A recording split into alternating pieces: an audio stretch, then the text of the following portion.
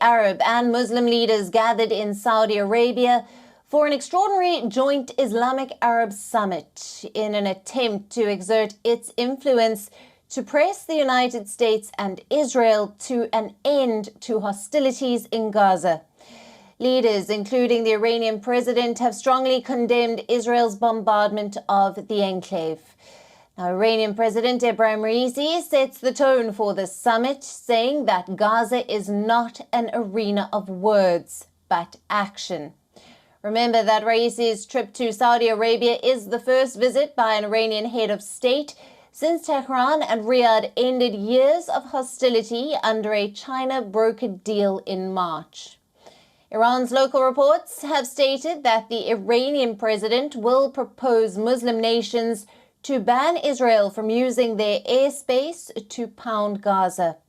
This ban is also supposed to prevent Israel's ally, the United States, from shipping weapons to Israel. به بعضی از کشورهای دیگه هم پیغام میدن که دامنه جنگ غزه جنایت میکنه. این سوخت رو امریکایی‌ها تهیه کردن. این میدان دیگه میدان سخن تنها نیست که فقط سخن و اعلام موضع بشه. باید میدان عمل باشه و اقدام.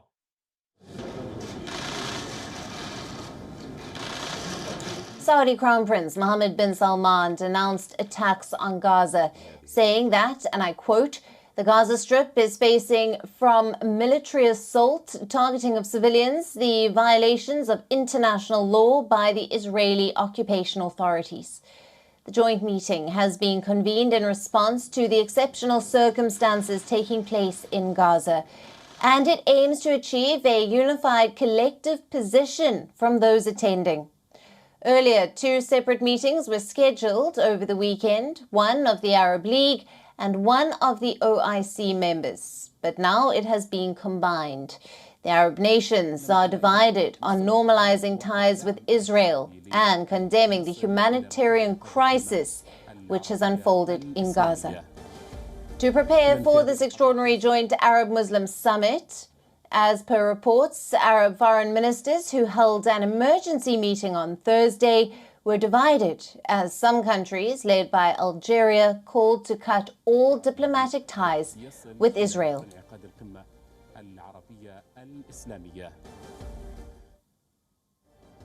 Now, for more on this, we are being joined by Fawad Izzadi from Tehran.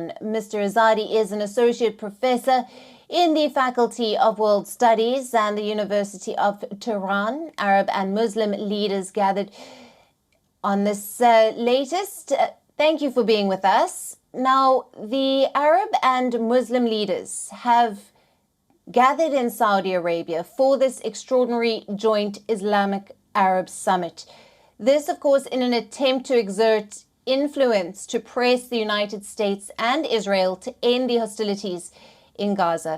Now, in your opinion, how successful do you think this meeting will be in achieving its objective? You know, the sad fact is that the Israeli occupation force in Palestine only understands the language of force. We had at the United Nations overwhelming majority of countries voted a couple of weeks ago for a ceasefire. And instead of a ceasefire, you have the Israeli occupation force killing between 200 to 300 children on daily basis, killing more than 200 women on daily basis. There are more than 11,000 people that were killed in the last month or so since the Israeli bombardment started. Israelis are committing genocide in Palestine.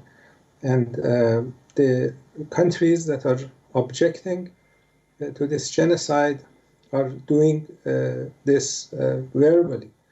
And the Israelis don't seem to understand these type of condemnations. So this is a sad fact that both Israelis and the Israeli supporters, the United States, a number of European countries, are actually engaging in these type of war crimes without any serious consequences. You know, the weapons that the Israelis use come from the United States. The money that is used to kill women and children in Gaza is coming from the United States. The US president asked for $14 billion of new aid to Israel. That's next to the $4 billion that Israelis get from the United States annually. And the countries that have gathered in Jeddah are going to mostly talk. They are not going to do anything serious. I think we need a mass movement internationally. The people who are watching your television, we have had demonstrations all over the world, including in South Africa, in the last number of weeks.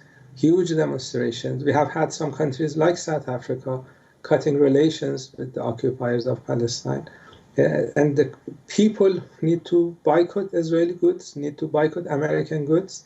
The countries that still have diplomatic relations with Israel, they need to follow South African lead and cut those relations. And the United States, that's the main backer of Israel, needs to understand that this type of genocide is going to have consequences for both Israel and the United States.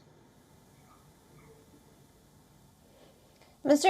Izzadi, considering this is the first visit by an Iranian head of state since 2012, how significant is this meeting in Saudi Arabia? Iran has been trying to normalize relations with the Saudi government. As you mentioned in your report, the two sides met in China and signed an agreement of normalization. I think the relations are going well. People were afraid that the Saudi government would recognize Israel and normalize relations with Israel. I think given the atrocities that the Israelis are committing, that's not going to be something that will happen anytime soon. The Palestinians are suffering, and the more Muslim countries cooperate with each other and the united front that they need to have against the occupation of Palestine is going to ultimately help the Palestinian people, and that should be our ultimate goal. Mr. Izzadi, thank you for being with us on this broadcast and your insights there. Thank you.